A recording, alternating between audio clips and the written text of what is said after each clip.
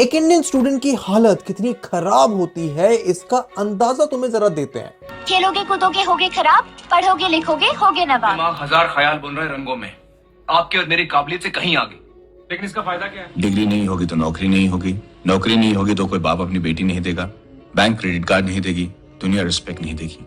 इस सब को देख के तुम्हें ये तो रियलाइज हो गया होगा कि सिनेमा समाज की असलियत दर्शाता है, क्योंकि बहुत लंबे समय से भारत के लोगों के लिए पढ़ाई लिखाई करना एक जरिया था अपनी आर्थिक स्थिति सुधारने का, एक इकलौता तरीका अपने करंट लाइफस्टाइल से अच्छा बेहतर जीवन जीने का। क्योंकि ना जाने ऐसे कितनी लोगों की रैग्स टू रिचेस कहानियां सुनने को मिल जाती हैं जिन्होंने सिर्फ पढ़ाई करके मेहनत करके अपनी जिंदगी बदल ली। और ये सुनते सुनते कि कैसे रिक्शा वाले का बेटा आईएएस बन गया, आईआईटी के बच्चों को कितने अच्छे पैकेज लगते हैं, समाज का इस बात पर विश्वास बढ़ता चला गया कि इंसान अगर पढ़ाई के लिए सैक्रिफाइसेस कर दे, शिद्दत से मेहनत करे तो उसको कामयाबी जरूर हासिल होगी। लेकिन असलियत कुछ और कहना चाह रही थी। मेरे पढ़ाई के चक्कर में लेकिन काफी सारा जमीन बिक चुका है। Only get anyhow any job. We are well mentally prepared to even do D-grade jobs.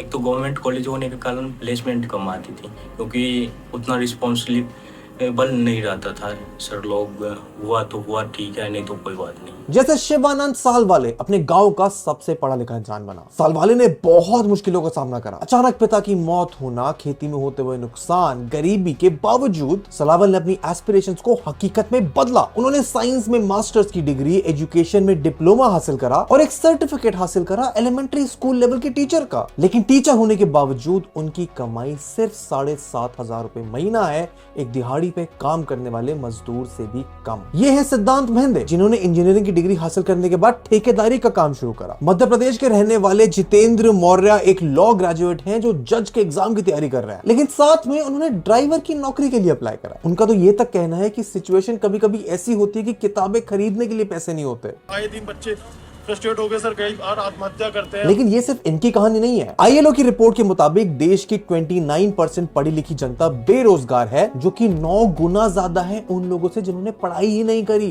देश के टॉप से टॉप कॉलेजेस में प्लेसमेंट्स की कमी हो रही है। The news coming out of the IITs is worrying. In the Bombay campus, 36% students are yet to be placed. इतने सारे कॉलेजेस हैं, तो वो जो लाखों की फीस लेते हैं हर साल, that is just for the degree. It's not for skills. India में education system is screwed up.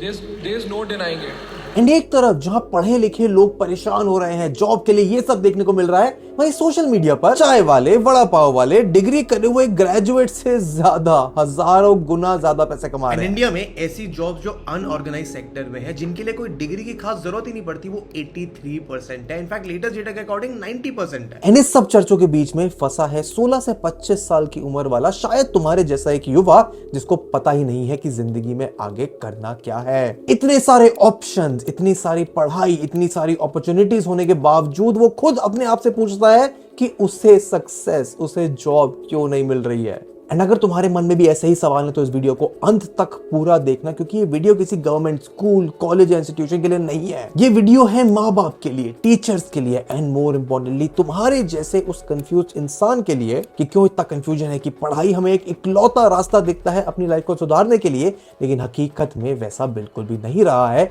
And कैसे तुम उसको चेंज कर सकते हो। नाउ तुम्हें समझाते हैं कि वो एजुकेशन सिस्टम जिसको हम आज बुरा बोलते हैं, देश की यूथ की परेशानी का सबसे बड़ा कारण बोलते हैं, वो एक टाइम पर तो बहुत अच्छे से काम करता था। क्यों करता था, कहां गलती हुई, क्योंकि जो सॉल्यूशन तुम्हें मिलेगा उसके लिए प्रॉब्लम कहां है उसको समझना बहुत जरूरी है। पर यह प्रॉब्लम जो कई मायनों में स्टूडेंट्स की नहीं, कॉलेजेस की है, जो 30-40 साल पुराना करिकुलम पढ़ा रहे हैं, जिसकी वजह से ना स्टूडेंट्स के स्किल्स बढ़ रहे हैं, ना उन्हें एक्सपोजर मिल रहा है, और वो ग्रेजुएट होते ही अनएम्प्लॉयबल हो जाते हैं। क्योंकि कई मायनों में अभी जमाना एआई का है, तो इंडस्ट्री में डिमांड भी उसी की, और कई मायनों में सीएस और एआई जैसे सब्जेक्ट्स में प्रैक्टिकल लर्निंग स्किल्स बढ़ाते हैं। अगर तुम्हें भी ऐसा लगता है तो हो सकता है तुम्हें भी चाहिए हो एक ऐसा करिकुलम जो खुद मैंग के प्रोफेशनल्स ने बनाई है, और ये तुम्हें मिलेगा सिर्फ न्यूटन स्कूल ऑफ टेक्नोलॉजी के global BTech degree in CS and AI में। यहाँ के स्टूडेंट्स तो ऑलरेडी 25,000 से 1 लाख तक की इंटर्नशिप फर्स्ट ईयर में निकाल रहे हैं। इनके एक स्टूडेंट ने तो गूगल एसओसी के 1.25 लाख का इंटर्नशिप भी क्रैक किया है। वहां ग्रेजुएट्स की जॉब नहीं लग रही, यहाँ फर्स्ट ईयर से स्टूडेंट्स फोड़ रहे हैं। शायद वो इसलिए क्योंकि इन्हें फर्स्ट ईयर से ही कोडिंग सिखाते हैं, टॉप लीडर्स के साथ पर्सनल मेंटोरशिप दिलाते हैं, एंड टॉप स्टूडेंट्स को इंटरनेशनल टेक कॉन्फ्रेंसेस अटेंड करने का मौका भी मिलता है। तो अगर ऐसा एक्सपोजर और प्रैक्टिकल लर्निंग तुम्हें भी चाहिए तो अभी इनके NSAT एंट्रेंस टेस्ट के लिए रजिस्टर करो, क्योंकि अर्ली अप्लाई करने वालों को प्रिपरेशनल मटेरियल और मॉक टेस्ट भी मिलेगा। तो डिस्क्रिप्शन में दिए लिंक को चेकआउट करो and stand out from the crowd.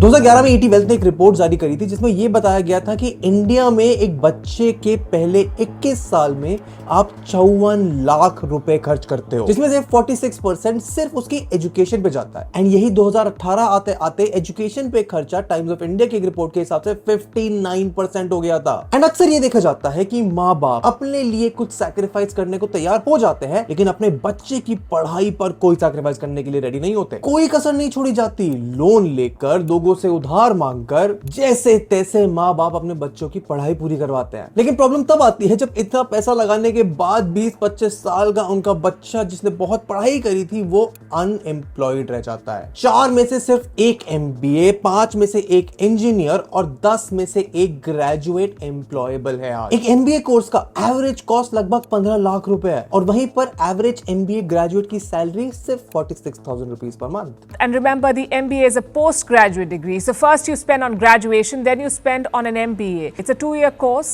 that can cost more than 15 lakh rupees. Engineering course का एवरेज कॉस्ट लगभग 8 लाख रुपए है। $9,500 the average. And what is the average salary? Between 15 and 30,000 rupees per month. Let's say around $200. और इन सब main stream fields के लिए हर साल लाखों बच्चे अप्लाई करते हैं। Listen to one industry expert, and I'm quoting, a graduate at 5 to 6 lakh trained for 1 year is probably more relevant and effective than an MBA at 12 lakh who still needs to go through unlearning. ऐसे में कोई भी इंसान ये सोचेगा कि यही हाल होना है तो पढ़ना क्यों ही है, एजुकेशन सिस्टम इतना खराब क्यों है, आजादी के इतने साल होने के बाद भी क्यों इंडिया अपना एजुकेशन सिस्टम ठीक नहीं कर पाई, और ये एजुकेशन सिस्टम इंडिया के लोगों के अंदर ऐसी क्या छाप छोड़ गया है कि एक अच्छी जॉब, अच्छे करियर के नाम पे लोगों को इंजीनियर, डॉक्टर, MBA और सरकारी जॉब्स ही समझ आते हैं। इस सब का जवाब डालने के लिए हमें ये समझना पड़ेगा कि मॉडर्न इंडियन एजुकेशन सिस्टम जो अभी हम फॉलो कर रहे थे वो डिजाइन कैसे और क्यों करा गया था, क्योंकि मॉडर्न इंडियन एजुकेशन सिस्टम की नींव आज से 200 साल पहले रख दी गई थी और इसका श्रेय तुम इस इंसान को दे सकते हो। थॉमस मैकॉले एक ब्रिटिश हिस्टोरियन, पोएट और पॉलिटिशियन था एंड 2 फरवरी 1835 में इन्होंने मिनट्स ऑन एजुकेशन सर्कुलेट करा, एक ट्रीटीज जो इस बात पर आर्ग्यू करता था कि ट्रेडिशनल इंडियन एजुकेशन इंडिया के लिए अच्छा नहीं है, बल्कि इंडिया में वेस्टर्न एजुकेशन का इन्फ्लुएंस होना जरूरी है। अब मैकॉले को इंडियन और ओरिएंटल लिटरेचर ट्रेडिशंस की कोई वैल्यू नहीं थी, वो वेस्टर्न साइंस को सुपीरियर मानते थे। उन्होंने तो ये तक कहा था, a single shelf of a good European library was worth the whole native literature of India and Arabia. वो चाहते थे कि इंडियन सिर्फ खून और रंग में इंडियंस, लेकिन इंडियंस का टेस्ट, ओपिनियंस, मॉरल्स और इंटेलेक्ट सब इंग्लिश हो। और इसके लिए इस सर्कुलेशन में उन्होंने कुछ बातें सामने रखी, जैसे गवर्नमेंट को रिसोर्सेज स्पेंड करने चाहिए इंडियन लिटरेचर को हटाकर वेस्टर्न साइंस और लिटरेचर स्प्रेड करने में, स्कूल्स और कॉलेजेस में सिर्फ इंग्लिश का यूज हो, एलिमेंट्री स्कूल को ज्यादा महत्व ना देकर डिस्ट्रिक्ट लेवल पर स्कूल्स और कॉलेजेस ओपन करे जाए, जिसकी वजह से मास एजुकेशन को निग्लेक्ट कर दिया गया। इनफैक्ट डाउनवर्ड फिल्ट्रेशन थ्योरी का यूज करा गया। ब्रिटिशर्स ने डिसाइड कर दिया कि इंडियन सोसाइटी का एक बहुत छोटा, एक अपर और मिडिल क्लास सेक्शन है जिसको इस सिस्टम से एजुकेट करना चाहिए। एंड शायद यही कारण था कि इंडिया में इंग्लिश बोलने वालों को आज भी लोग सबकॉन्शियसली एक ऊंचा दर्जा देते हैं, क्योंकि शुरुआत से ही इंग्लिश पढ़ने, लिखने और बोलने की प्रिविलेज सिर्फ एक अपर मिडिल क्लास या फिर एक अपर क्लास इंडियन को मिलती थी, और उसी स्मॉल सेक्शन से बाकी पूरे देश में ये एजुकेशन सिस्टम फैलाया गया। इन बातों को मनवाने के लिए मैकॉले ने यह भी कह दिया था कि अगर इनको इंप्लीमेंट नहीं करा जाएगा तो वो अपनी पोजीशन से रिजाइन कर देंगे। And governor general William Bentinck के टेन्योर के दौरान इस मिनट का इंप्लीमेंटेशन होना शुरू हो गया। अब आने वाले 100 सालों में बहुत एवोल्यूशंस और रिफॉर्म्स आए, जिसमें से कुछ अच्छी चीजें भी थी, जैसे इंडिया में विमेन को बेटर एजुकेशन देने की भी बात करते थे, लेकिन एजुकेशन सिस्टम को इस तरह से डिजाइन करा गया था कि उसका सोल पर्पस बस ब्रिटिशर्स को ऐसे इंडियंस लाकर देना हो जो सवाल जवाब ना करें, लीडरशिप ना सीखें, सिर्फ जैसा बोला जाए वैसा करें। ऐसा इसलिए क्योंकि ब्रिटिशर्स को जरूरत थी लोगों की जो सिर्फ मैनफोर्स की कमी को पूरा करें। Low administrative jobs, teaching positions, clinical jobs तक ही अधिकतर इंडियंस की जॉब एस्पिरेशन सीमित रह जाती थी, जबकि हायर पोजीशंस ब्रिटिशर्स खुद के लिए छोड़ देते थे। लेकिन आज आजादी को जब 75 साल हो गए हैं तब भी वो आउटडेटेड सिस्टम ही यूज करा जाता है। इसका कारण तो यह है कि इंडिपेंडेंस के बाद इंडिया की स्थिति, आर्थिक स्थिति बहुत समय तक खराब थी। लिटरेसी रेट सिर्फ 15 से 18% था, पॉवर्टी थी, थी, इंफ्रास्ट्रक्चर नहीं था और मेजॉरिटी एम्प्लॉयमेंट एग्रीकल्चरल सेक्टर में था, जबकि इंडस्ट्रियल सेक्टर स्ट्रगल कर रहा था। एंड वैसे तो आज के इंडिया बहुत अलग है, क्योंकि 1950s के बाद से उस इंडस्ट्रियल सेक्टर पे ध्यान दिया जाने लगा, जिसमें पब्लिक सेक्टर की मदद ली गई। डैम्स, रोड्स, ब्रिजेस जैसे इंजीनियरिंग प्रोजेक्ट उठाए जाने लगे। पब्लिक सेक्टर को संभालने के लिए गवर्नमेंट जॉब्स प्रोवाइड करी गई, जो लोगों को अच्छी सैलरी, स्टेबिलिटी और स्टेटस देती थी, जिसकी उस समय पर लोगों को बहुत जरूरी थी। और मेडिकल फील्ड्स में भी एडवांसमेंट देखने को मिले। एंड इंपॉर्टेंट बात यह है कि इस सब डेवलपमेंट के लिए वो एजुकेशन सिस्टम जो ब्रिटिशर्स बना कर गए थे बहुत अच्छे से काम कर रहा था, क्योंकि सिलेक्शन क्राइटेरिया स्टैंडर्डाइज था। जरूरत थी तो बस अच्छे लीडर्स की। जैसे 20th सेंचुरी के पहले 50 सालों में इंडिया की ओवरऑल ग्रोथ इकोनॉमिक सेंस में सिर्फ 0.5% थी, जो 1950 से 1980 के बीच में ये परसेंटेज बढ़कर 3.5% हो गया, जिसके लिए पीएम जवाहरलाल नेहरू को काफी श्रेय जाता है। पीएम नेहरू की लीडरशिप के अंदर ही इंडिया में 7 IITs की फाउंडेशन ले करी गई, जो इंडिया की इंजीनियरिंग चॉइसेस का कारण बना। लेकिन जैसे जैसे टाइम बढ़ता गया, डेकेड आफ्टर डेकेड, इन कुछ चुनिंदा इंस्टीट्यूशन में अप्लाई करने वाले लोगों की जनसंख्या बढ़ती गई। एंड करियर के नाम पे लोगों के अंदर ही बहुत अच्छे से एस्टैब्लिश हो गया कि एक अच्छी स्टेबल जीवन के लिए ये ही एक जरिया है। लेकिन कैसे ये IITs, ये स्टैंडर्डाइज सिस्टम, ये इंस्टीट्यूशंस इंडिया की खराब एजुकेशन का कारण भी बन जाएंगे, और वो भी इतनी जल्दी, ऐसा किसी ने सोचा नहीं था। 1980s में इस बात की शुरुआत हो गई थी कि लोगों के अंदर वो फियर आने लगा था कि अगर इंजीनियरिंग, मेडिकल या फिर किसी गवर्नमेंट जॉब को करियर का एस्पिरेशन लेके नहीं चला तो तुम्हारा जीवन सफल नहीं होगा। और उसी दौरान इंडिया में कोचिंग कल्चर का इमर्जेंस होना स्टार्ट हो जाता है। इंडिया के कोचिंग इंडस्ट्री के पायनियर को तो लेट वीके बंसल को माना जाता है। वीके बंसल ने अपनी पढ़ाई IIT बीच पूरी भी करी थी, एंड पढ़ाई के बाद उन्होंने कोटा में स्थित JK सिंथेटिक्स कंपनी में काम स्टार्ट कर दिया था। लेकिन 1983 में फाइनेंशियल क्राइसिस के चलते कंपनी को बंद होना पड़ गया, एंड उसी साल उन्होंने IIT JEE की तैयारी करते हुए बच्चों को कोच करना स्टार्ट कर दिया। उन्होंने सिर्फ 8 बच्चों को पढ़ाना शुरू किया था, वो भी अपने डाइनिंग टेबल पर। जब बच्चे एंट्रेंस एग्जाम्स क्लियर करने लग गए तो उनके पास और पेरेंट्स आने लगे अपने बच्चों को लेकर। एंड 1991 तक ये कहानी इतनी बड़ी हो गई कि उन्होंने अपनी कोचिंग सेंटर शुरू कर दिया बंसल क्लासेस के नाम से। 1994 तक बंसल क्लासेस को अच्छे से जाना जाता था कि ये IIT एग्जाम्स क्रैक कराते हैं, और इसी के लिए माँ बाप अपने बच्चों को लेकर दूसरे शहरों से आते थे सिर्फ कोचिंग के लिए। बहुत अच्छा पढ़ाता है। कोटा में जितनी मेहनत आप देख रहे हो, चाहे आपको कोई भी पढ़ा रहा हो, XYZ, वो वहीं से सीखा है। एंड इसी दौरान जब 1991 में इंडिया में प्राइवेटाइजेशन आया, लिबरलाइजेशन हुआ देश की इकोनॉमी का, तो आगे चलकर और बाकी कोचिंग इंस्टीट्यूशंस जैसे Allen, Resonance, FIITJEE, Vibrant Academy, Narayana जैसे बहुत सारे इंस्टीट्यूशंस खुले। सिर्फ इंजीनियरिंग ही नहीं, मेडिकल के लिए आकाश इंस्टीट्यूट, UPSC तैयारी के लिए डिस्ट्री IAS जैसे कोचिंग सेंटर भी खुलने स्टार्ट हो गए। एंड कोटा में 8 बच्चों से ये सिलसिला शुरू हुआ था, और आज वहां हर साल 2 लाख से ज्यादा बच्चे 150 कोचिंग इंस्टीट्यूट में कोचिंग लेते हैं। ये सभी कोचिंग सेंटर्स लाखों में फीस चार्ज करते हैं बच्चों से, उन बच्चों से जो अभी स्कूल में हैं या जस्ट स्कूल से निकले हैं। गलत तरीकों से माँ बाप को बहला फुसला कर, गलत प्रोमिसेस कर उनसे गलत एडमिशन कराया जाता है। कोटा एक एजुकेशन हब से कोचिंग माफिया की जगह बन गई है, जहां इन इंस्टीट्यूट्स के ओनर्स, टीचर्स और स्टूडेंट्स पर अपनी दादागिरी करते हैं। फील्ड का डॉन हूं मैं, इस फील्ड का, इस कोचिंग इंडस्ट्री का। ये कोचिंग माफिया किस तरह से बच्चों को बेवकूफ बना रहा है उसको हम ऑलरेडी एक वीडियो में कवर कर चुके हैं। एंड कोटा की बात तो इसलिए कर रहे हैं बिकॉज़ उसके बारे में सबको पता है, लेकिन ये ट्रेंड देश के बाकी शहरों में भी देखने को मिल रहा है। लेकिन सोचने वाली बात तो ये है कि जिन इंस्टीट्यूट्स में जाने के लिए लाखों बच्चे कोचिंग सेंटर में पढ़ रहे हैं, वहां का सिलेक्शन रेट भी तो ना के बराबर है। जैसे अगर JEE 2024 की ही बात करें तो 14 लाख से भी ज्यादा बच्चे अपीयर हुए थे एग्जाम के लिए, जो कि पिछले साल से 27% ज्यादा है, और इनका सिलेक्शन रेट 1% से भी कम है। एंड ये 1% लोग तो वहां पहुंच जाते हैं। उनकी वहां पहुंचने के बाद भी अलग स्ट्रगल्स होती हैं एजुकेशन से, वहां के एनवायरनमेंट से। लेकिन ये जो बाकी के 99% कॉलेज एस्पिरेशनल बच्चे हैं जिनका IIT, IIIT, NIT जैसे गवर्नमेंट कॉलेज में एडमिशन नहीं होता, उनको ना चाहते हुए भी जाना पड़ता है प्राइवेट कॉलेजेस पर। एंड इस वीडियो को रिसर्च करते हुए, बहुत लोगों से बात करते हुए मुझे ये समझ आया कि कई मायनों में इंडिया के प्राइवेट कॉलेजेस पढ़ाई का एक इंस्टीट्यूशन कम और मार्केटिंग गिमिक ज्यादा होता है। अक्सर काफी सारे कॉलेजेस की एडवर्टाइजमेंट्स में बड़े बड़े शब्दों में कॉलेज का हाईएस्ट पैकेज लिखा होता है, जो 40 लाख, 50 लाख, 60 लाख से ऊपर दिखाया जाता है, जिनके दम पर ये कॉलेजेस और बच्चों को अट्रैक्ट कर पाते हैं। लेकिन असलियत कुछ और ही होती है। इन कॉलेजेस का मीडियन और एवरेज सैलरी इनके दिखाए हुए पैकेज से बहुत कम होता है। इंडिया के अंदर 4000 इंजीनियरिंग कॉलेजेस हैं, 15 lakh people graduate every year. उसमें से सिर्फ 2.5 लाख ऐसे स्टूडेंट्स होते हैं जिनको रेलेवेंट जॉब्स मिलती है इन द टेक्निकल डिपार्टमेंट।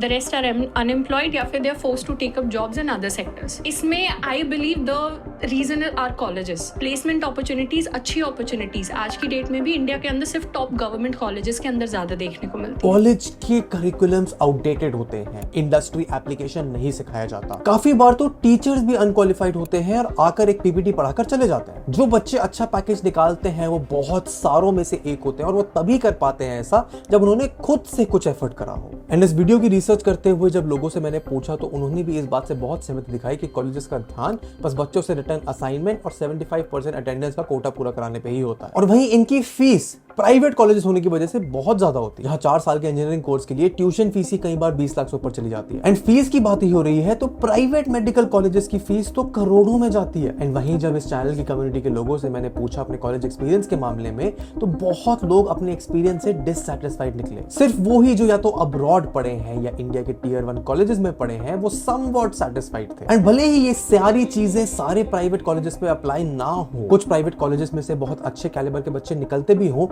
लेकिन जब majority of college graduates unemployment होंगे तो ये दर्शाता है कि इस दौरान इंडियन एजुकेशन सिस्टम की हालत कितनी खराब है। लेकिन प्रॉब्लम यहां भी खत्म नहीं होती है क्योंकि कॉलेज और कोचिंग इंस्टीट्यूशन से पहले जो एक फाउंडेशन होती है एजुकेशन की, वहां भी दिक्कत है जो है इंडियन स्कूल्स। ये है एजुकेशन सिस्टम ट्री जो ये दर्शाता है कि आमतौर पर किसी भी स्टूडेंट का इंडियन स्कूल से पढ़ने का रोड मैप क्या रहता है। सेकेंडरी एजुकेशन के बाद साइंस, कॉमर्स, आर्ट्स, इसके अलावा कोई चॉइस ही नहीं होती। 10th के बाद जब बच्चों को अपनी स्ट्रीम चूज करने का मौका मिलता है तो सबसे बड़ी प्रॉब्लम ये आती है कि उन्हें अवेयरनेस ही नहीं होती कि उन्हें चूज करना किस में से है। एंड सिर्फ वो ही नहीं, उनके पेरेंट्स भी अवेयर नहीं होते। ऐसा इसलिए क्योंकि बच्चों को पढ़ाया जाता है कि अगर करियर बनाना है तो साइंस, इंजीनियरिंग, डॉक्टर के अलावा बाकी चीजें जैसे स्पोर्ट्स, फोटोग्राफी, म्यूजिक, एक्टिंग सब हॉबीज मानी जाती हैं, करियर ऑप्शंस नहीं, जिसकी वजह से बच्चा दूसरों को देखते हुए ना चाहते हुए भी इस रैट रेस में आ जाता है। देखो साइकोलॉजी में ना एक कॉन्सेप्ट होता है कॉल्ड प्रोस्पेक्ट थ्योरी जिसको इंडियन स्टूडेंट्स नहीं समझ पाते। एंड ये जो dilemma of choices, simple choices, prospect theory ये कहती है कि इंडियन स्टूडेंट ज्यादा स्ट्रेसफुल इसलिए रहते हैं क्योंकि वो लॉसेस को ज्यादा इंपॉर्टेंट मानते हैं। एंड स्पेशली जब बात करियर की आती है तो हमेशा सेफ चॉइस ही लेना चाहते हैं। पहले तो सिर्फ कोचिंग इंस्टीट्यूशन में पढ़ाई के स्ट्रेस के चक्कर में बच्चों की खबरें मिलती थी, लेकिन अब अनफॉर्चुनेटली कोचिंग ना जाने वाले 10th क्लास के स्टूडेंट्स में भी सुसाइड के केसेस सामने आने लगे हैं। जैसे कहानी सामने आई थी अभिमन्यु सदाशिवन की, जो सीबीएसई में 10th स्टैंडर्ड में पढ़ता था। अपने एग्जाम्स के दौरान अभिमन्यु ने सुसाइड कर लिया, सीबीएसई को जिम्मेदार ठहराते हुए। उन्होंने कहा कि CBSE is based on mugging, education should be about understanding and applying your knowledge, and my death should be a lesson and a reason for the system to change. Rote learning, exam pressure, regardless of learning ability, सबके लिए एक standardised test, rat race, एक job पाने में जद्दोजहद उस stream से जो तुमने 15 साल की उम्र में सेलेक्ट करी थी। यही वो रीजंस हैं कि वो स्टूडेंट जब स्कूल की पढ़ाई छोड़कर कॉलेज में रियल वर्ल्ड में स्टेप रखता है तो उसको अंदाजा ही नहीं होता कि दुनिया में क्या ऑप्शंस हैं और वो कंफ्यूजन के मारे और स्ट्रेस में आ जाता है। और अगर लकीली कोई इंसान ये स्कूल और कॉलेज की पढ़ाई छोड़कर एक अच्छी जॉब ले ले, अपने आप से बहुत मेहनत करे, एफर्ट लगाए, क्लैरिटी हो उसके जीवन में, तो फिर वो सोशल मीडिया की वजह से फिर धुंधली हो जाती है। मेरे पास ना काफ़ी बच्चे आते हैं, यूथ आते हैं, उनके पेरेंट्स भी आते हैं साथ में। वो बोलते हैं कि हमारे बच्चों को भी यही करना है, हमारे बच्चों को भी सुपर कार चाहिए, उनको भी घर बनाना है, और इसलिए हमारे बच्चे पढ़ाई नहीं करते। हमारे बच्चों को भी यूट्यूबर बनना है, हमको अपने बच्चों को यूट्यूबर बनाना है, तो पढ़ाई वढ़ाई के बारे में सोचते ही नहीं है, बिल्कुल भी नहीं सोचते। क्योंकि जहां एक समय तक कोई इंफॉर्मेशन नहीं थी, कुछ नहीं पता था सक्सेसफुल कैसा होना है, आज ऑनलाइन इंटरनेट पर लाखों लोग करोड़ों तरीके बता रहे हैं सक्सेसफुल होने के। एंड अगर उस सबसे भी आप पार पालो तो सोशल मीडिया पर आपको ऐसे और लोग दिख जाते हैं जो बिना पढ़ाई करे, बिना डिग्री करे, बिना वो एजुकेशन सिस्टम की पढ़ाई और स्ट्रेस को झेले तुमसे ज्यादा पॉपुलैरिटी और फेम कमा रहे हैं और नेचुरली ज्यादा पैसा भी। एंड फिर आखिरी सवाल यही उठता है कि जब परेशानी इतनी है तो कभी पिछले 75 सालों में किसी सरकार ने इस एजुकेशन सिस्टम को बदलने की कोशिश क्यों नहीं करी? 2020 में नेशनल एजुकेशन पॉलिसी आई थी जिसके ऊपर आज काम चल रहा है। एंड कई लोगों का यह मानना है कि ये पहली बार है जब इंडियन एजुकेशन सिस्टम को चेंज करने की कोशिश करी गई है, लेकिन ये सच नहीं है। 1948 में यूनिवर्सिटी एजुकेशन कमीशन, 1952 में मुदालियार कमीशन, 64 में कोठारी कमीशन, 68 में नेशनल पॉलिसी ऑन एजुकेशन, ये सारे और इसके अलावा और भी बहुत माइलस्टोन्स रहे हैं जहां पे एफर्ट करा गया है इंडिया की एजुकेशन सिस्टम को सुधारने का। लेकिन दिक्कत सबसे बड़ी ये है कि इंडिया का एजुकेशन सिस्टम बहुत ही ज्यादा कॉम्प्लेक्स है। इंडिया की डाइवर्सिटी और स्केल बहुत लार्ज है, एथनिसिटी बहुत डाइवर्सिफाइड है और हर न्यूमेरिक डायनामिक इंडिया की कॉम्प्लेक्सिटी को एक्सपोनेंशियली बढ़ाता है। जैसे इंडिया में इस समय 32 करोड़ से भी ज्यादा बच्चे हैं जो पढ़ाई कर रहे हैं, 14,000 से ज्यादा ट्रेनिंग इंस्टीट्यूट्स हैं, लेकिन उसमें से सिर्फ 12% टीचर्स ने successfully national qualification exam complete करा है। 1 लाख से भी ज्यादा स्टूडेंट्स ऐसे स्कूल्स जाते हैं जहां पे सिर्फ एक टीचर है, और बहुत सारे पब्लिक स्कूल्स में तो प्रिंसिपल भी नहीं है। तो ऐसे में इतनी बड़ी आबादी के साथ, खराब टीचर्स के साथ, पढ़ाई के टेस्ट, करिकुलम, सिलेबस, मेथड्स में स्टैंडर्डाइजेशन जरूरी हो जाता है, वरना देश में जो एजुकेशन की प्रॉब्लम अभी है इस सब के बिना और ज्यादा बड़ी बन जाएगी। लेकिन इन सारी दिक्कतों से पहले एक प्रॉब्लम है, वो है कि इंडिया में एजुकेशन को देखा कैसे जाता है। जैसा हमने बात करा कि इंडिपेंडेंस के बाद एजुकेशन हमारे पास एक लौता जरिया था एक अच्छे स्टेटस, एक अच्छी पोजीशनिंग, एक अच्छे स्टेबल लाइफस्टाइल पाने का। बिना डिग्री के लोगों से तो लोग शादी करने से कतराते हैं, चाहे इंसान काबिल हो या ना हो। सिर्फ डिग्री के बल पे लोगों को दहेज कितना मिलेगा ये डिसाइड होता है। लेकिन इंडिया की सिचुएशन हमेशा से ऐसी नहीं थी, बिकॉज अगर तुम कुछ सेंचुरीज पीछे जाओ तो तुम्हें पता चलेगा कि एजुकेशन कभी स्टेटस के लिए बना ही नहीं था। एंड सैड बात यह है कि ये वैल्यूज ऑफ एजुकेशन, जो हम education for the sake of education लेते हैं, ये इंडिया से खत्म हो चुका है। क्योंकि मेरा एक्सपीरियंस जब मैं बाहर पढ़ने गया, जो करंटली दुनिया के one of the best college में गिना जाता है, तो मेरा एक्सपीरियंस बिल्कुल अलग। एंड दुनिया के सभी टॉप इंस्टीट्यूशंस में जहां पर वैल्यू दी जाती है education for the sake of education, learning and growing को, वहां पर तुम्हें कहीं भी ये रोट लर्निंग वाला कॉन्सेप्ट जो इंडिया में बहुत प्रोमिनेंट है, अटेंडेंस के ऊपर प्रायोरिटी देना, ऐसी चीजें जो स्टूडेंट को प्रैक्टिकली इंप्रूव नहीं करेंगी, उन पे प्रायोरिटी देना, वो नहीं मिलेगा। ऐसे बहुत सारे एग्जांपल्स तुम्हें यूरोप के कई देशों में मिल जाएंगे जहां पे पहले के कुछ सालों में बच्चों को स्कूल भेजा ही नहीं जाता है। एंड शॉक की बात तो ये है कि इंडिया में भी वो चीजें एग्जिस्ट करती हैं, पर वो सिर्फ उन लोगों के लिए एक्सेसिबल हैं जो अपनी लाइफ में ऑलरेडी बहुत अच्छा कर रहे हैं। एंड ऐसा नहीं है कि बाहर सब जगह की पढ़ाई बहुत खूब है। जैसे चाइना में भी same rat race, cut throat competition और यहाँ वाला हाल होता है, लेकिन इंडिया में एजुकेशन को जिस तरह से देखा जाता है, वही है हमारी एजुकेशन सिस्टम के खराब होने का सबसे बड़ा कारण। एंड नेचुरली तुम्हारे मन में ये सवाल आएगा कि अगर ऐसे नहीं तो एजुकेशन को देखा किस तरह से जाए। इसमें कोई शक नहीं है कि वो एजुकेशन ही एक जरिया है जो हमें अपने करंट लाइफस्टाइल से बढ़ाकर एक अच्छा लाइफस्टाइल दिलवा सकता है। लेकिन अगर तुम सिर्फ एजुकेशन को एक पैसा कमाने का जरिया, एक high status in the society achieve करने का जरिया, या फिर पावर गेन करने का एक माध्यम समझ रहे हो, तो तुम गलत हो।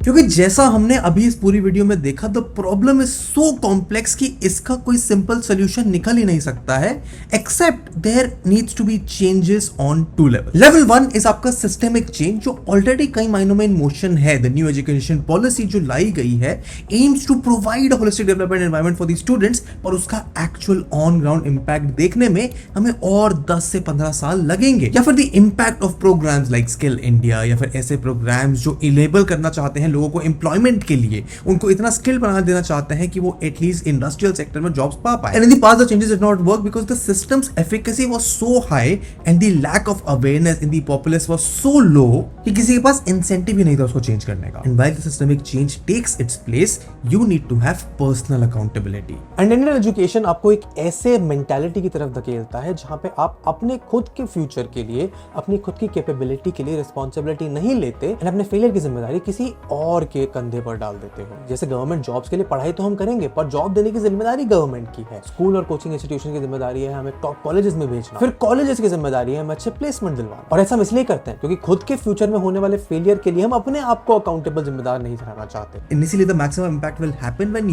you take responsibility and be accountable to yourself. It is as simple as not choosing a stream out of fear of failure, and just the simple task of doing the amount of research before any decision that you want to take अपने education के लिए, career के लिए, job के लिए, skill सीखने के लिए। एंड ऐसे बहुत सारे लोग ऑलरेडी एग्जिस्ट करते हैं इस 150 करोड़ के देश में जो नहीं करना चाहते ये एफर्ट, ये अकाउंटेबिलिटी, ये रिसर्च, ये मेहनत, लर्निंग न्यू स्किल्स। तो उनका तो शायद हम कुछ नहीं कर सकते, लेकिन फॉर द पीपल जो करना चाहते हैं, जो अपने आप को एजुकेशन के माध्यम से पर रैट रेस में लड़े बिना निकालना चाहते हैं अपने करंट लाइफस्टाइल से, उनके लिए there is no dearth of information, guidance, knowledge, skill learning, ये सब तुम्हारे पास आज अवेलेबल है। All of the people that you see getting successful on the internet कई मायनों में ये सेम चीज कर रहे हैं। हर तरह के आइडियाज के लिए, हर तरह के एग्जीक्यूशन के लिए एक मार्केट आज की दुनिया में एग्जिस्ट करता है जो आज से महज 20 या 30 साल पहले भी एक्सेसिबल नहीं था। और आखिर में भले ही स्कूल, कॉलेज एक इंस्टीट्यूशन का काम होता है बच्चों को होलिस्टिकली डेवलप करना, उनको एजुकेट करना, लेकिन इस डेवलपमेंट के पूरा होने के लिए स्कूल का एजुकेशन सिस्टम नहीं, बल्कि टीचर्स, वो बच्चा खुद और उसके पेरेंट्स, ये सारे फैक्टर्स सही तरीके से काम करें, ये बहुत जरूरी होता है। जहां टीचर का काम होता है बच्चों की क्यूरियोसिटी डेवलप करना, ना कि उनको डांट डूट के चुप करवा देना। वहीं पेरेंट्स का काम होता है कि वो अपने बच्चे के सही फ्यूचर के लिए अपने आप को अवेयर रखें, ना कि टीचर्स के ऊपर, कोचिंग इंस्टीट्यूशन के ऊपर सारी जिम्मेदारी थोप दें। और बच्चों का काम होता है खुद की क्रिएटिविटी और क्यूरियोसिटी को अवेयरनेस में बदल के अपने आप को इंप्रूव करके अलग अलग चीजों को, अलग अलग फील्ड्स को, अलग अलग इंस्टीट्यूट्स को, अलग अलग फील्ड्स ऑफ स्टडीज को एक्सप्लोर करना। And while the solutions are complex, they start with simple accountability and action. Just the simple fact कि तुम इस वीडियो को अपने दोस्तों को भेज सकते हो, अपने पेरेंट्स को दिखा सकते हो, अपने टीचर्स को दिखा सकते हो, अपने कोचिंग इंस्टीट्यूट के दोस्तों को दिखा सकते हो.